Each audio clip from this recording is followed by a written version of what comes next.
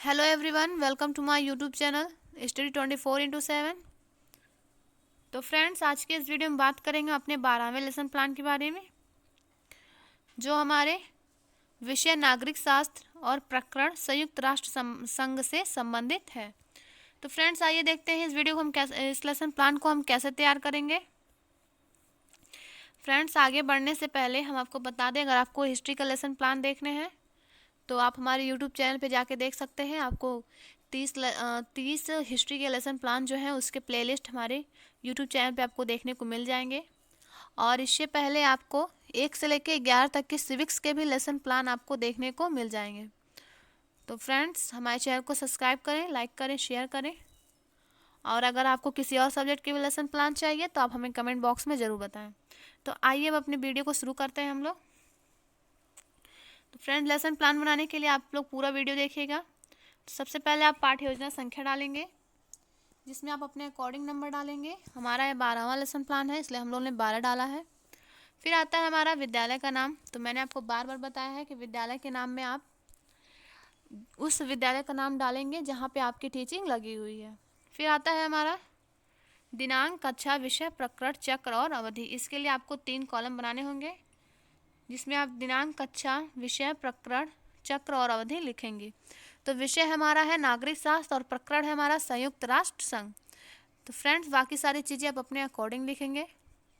फिर आता है हमारा समान उद्देश्य। तो जैसा कि मैंने आपको बताया, समान उद्देश्य हमारा विषय से संबंधित होने के कारण पहले लेसन प्लान में आप लिखेंगे और बाकी में आप क्या लिखेंगे, पूर्वत लिखेंगे। फिर आता है हमारा विशिष्ट उद्देश्य।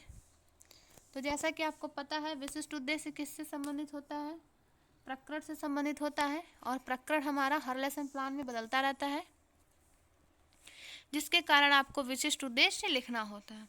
तो विशिष्ट उद्देश्य के तहत आपको कई बिंदु देखने को मिलेंगे। मुख्यतः आप 3 बिंदु ही लिखेंगे। पहला है ज्ञानात्मक उद्देश्य, दूसरा बोधात्मक उद्देश्य और तीसरा है हमारा क्रियात्मक उद्देश्य। तो फ्रेंड्स, ज्ञानात्मक यानी उसके नाम से ही पता चलता है कि इसमें ज्ञान देने की बात की जा रही है या ज्ञान की बात की जा रही है। तो आप लिखेंगे इसमें छात्रों को संयुक्त राष्ट्र संघ के विषय में ज्ञान प्राप्त होगा। दूसरा, छात्र संयुक्त राष्ट्र संघ के नीतियों के बारे में जान सकेंगे। बोधात्मक प्रश्न यानी बोध मतलब होता है समझना। अब इसमें देखिए, इसके नाम से पता चल रहा है कि इसमें समझने की बात की जा रही है।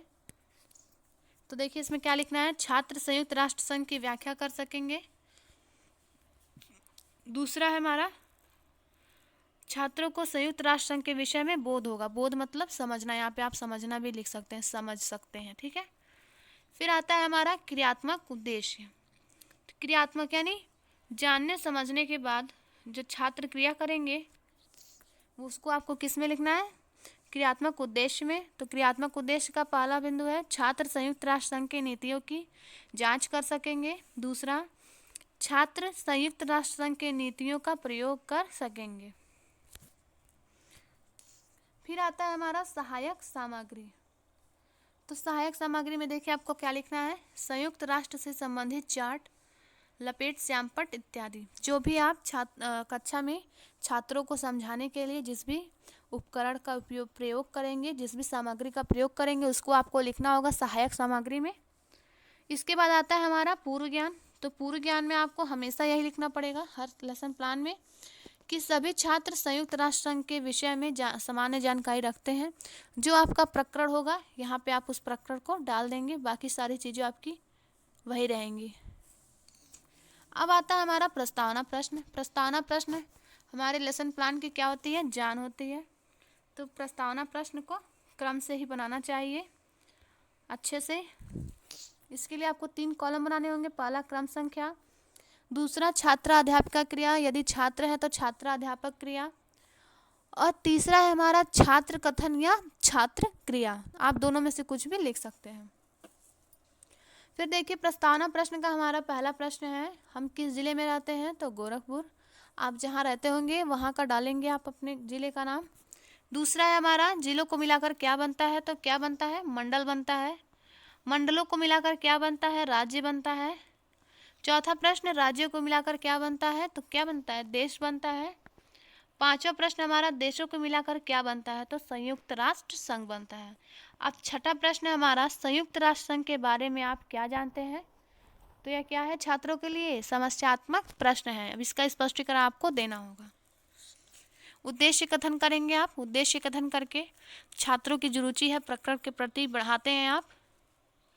आइए देखते हैं उद्देश्य कथन में क्या लिखना है आपको। छात्रों, आज हम लोग संयुक्त राष्ट्र संघ के बारे में अध्ययन करेंगे। फिर आता है हमारा प्रस्तुतिकरण।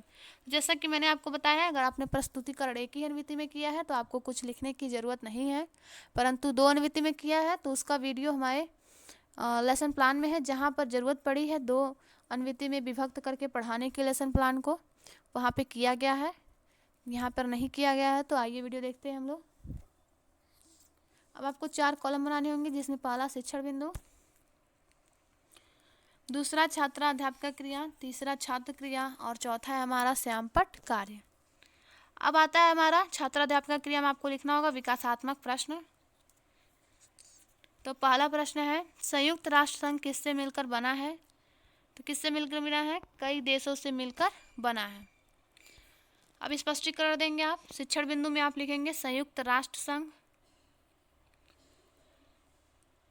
अब लिखेंगे स्पष्टीकरण, तो स्पष्टीकरण में लिखेंगे आप, द्वितीय विश्व युद्ध में हुए भारी जनधन की हानि तथा जापान देश को 2 मुख्य शहरों में हुए हमले ने पूरे विश्व के मानव जाति को हिलाकर रख दिया। इस बर्बादी को देखकर सभी राष्ट्रों ने अमेरिका, ब्रिटेन, रूस, चीन ब्रैकेट में लिखेंगे, और इसके ठीक सामने आप लिखेंगे छात्र ध्यानपूर्वक सुनेंगे। वाशिंगटन में एक बैठक की और एक विश्व संगठन बनाने की रूपरेखा पर सहमत हुए और 24 अक्टूबर 1945 को 50 देशों के प्रतिनिधियों के बातचीत के बाद घोषणा पत्र के शर्तों के अनुसार संयुक्त राष्ट्र संघ का निर्माण हुआ। यह आपके परीक्षाओं में प्रश्न पूछा जाता है कि संयुक्त राष्ट्र संघ का निर्माण कब हुआ, तो इसको याद कर लीजिएगा आप, 24 अक्टूबर 1945। संयुक्त राष्ट्र संघ का मुख्यालय न्यूयॉर्क में स्थित है। संयुक्त राष्ट्र संघ के अंगों की संख्या 6 है।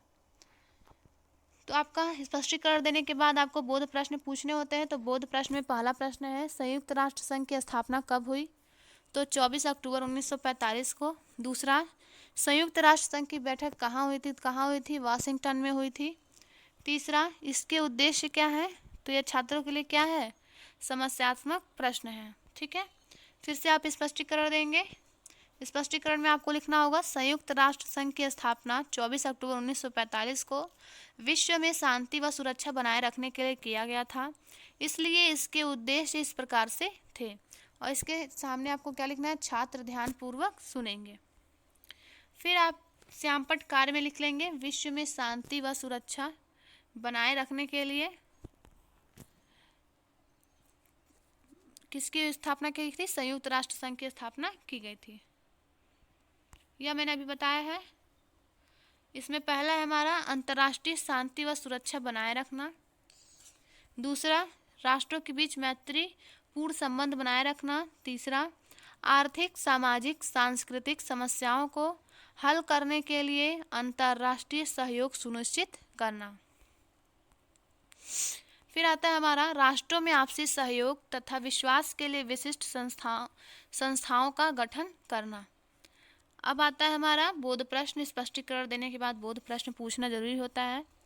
बोध प्रश्न में पहला प्रश्न है आपका, संयुक्त राष्ट्र संघ का मुख्य उद्देश्य क्या है, तो विश्व में शांति तथा एकता की भावना बनाए रखना। अब आता है हमारा निरीक्षण कार्य। तो निरीक्षण कार्य में आप लिखेंगे, लगभग निरीक्षण कार्य सभी लेसन प्लान में एक ही होता है। जैसे छात्राध्यापिका छात्रों को श्यामपट्ट सारांश कॉपी में लिखने को कहेंगी तथा स्वयं कक्षा में घूम घूम कर छात्रों की समस्याओं का निदान करेंगी।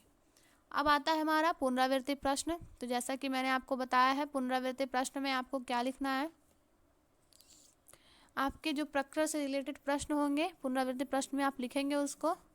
रिपीटेड क्वेश्चन इसमें आपको नहीं लिखना है। तो पुनरावृत्ति प्रश्न का पहला प्रश्न है, संयुक्त राष्ट्र संघ का मुख्यालय कहाँ है, तो न्यूयॉर्क में है। दूसरा प्रश्न, संयुक्त राष्ट्र संघ के कितने अंग हैं, तो 6 अंग हैं। तीसरा, संयुक्त राष्ट्र संघ की स्थापना किस युद्ध के बाद हुई, तो द्वितीय विश्व युद्ध के बाद हुआ। कितने देशों के प्रतिनिधियों को के बातचीत के बाद संयुक्त राष्ट्र संघ की स्थापना हुई? चौथा प्रश्न था हमारा। तो कितने देशों के बाद? 50 देशों के प्रतिनिधियों के बाद। यह सारी चीज़ें आपके एग्ज़ाम की दृष्टि से भी बहुत ही महत्वपूर्ण है, जो आजकल कॉम्पिटिटिव एग्ज़ाम है। तो ये सारी चीज़ें आप याद रखेंगे उसके लिए भी। गृह कार्य में देखिए आप क्या लिखेंगे। गृह कार्य आप प्रकरण से रिलेटेड कोई भी कार्य छात्रों को दे सकते हैं। यहाँ पर देखिए संयुक्त राष्ट्र संघ के अंगों के बारे में छात्र घर से पढ़कर आएंगे। फिर सबसे लास्ट हेडिंग आती है हमारी किसकी? समीक्षा की। तो देखिए आपको समीक्षा में क्या लिखना है। समीक्षा हेडिंग डाल के आप छोड़ देंगे। जब आपके अध्यापक द्वारा आपकी फाइल साइन की जाएगी तो वहाँ पे टिप्पणी किया जाएगा आपके लेसन प्लान के बारे में। जैसे देखें यहाँ पर किया गया है, कक्षा अनुशासित है, बच्चे रुचि ले रहे हैं। ठीक है फ्रेंड्स, वीडियो अच्छा लगा हो तो लाइक करें, शेयर करें और ज़्यादा से ज़्यादा हमारे चैनल को सब्सक्राइब करें। थैंक यू फ्रेंड्स, मिलते हैं नेक्स्ट वीडियो में।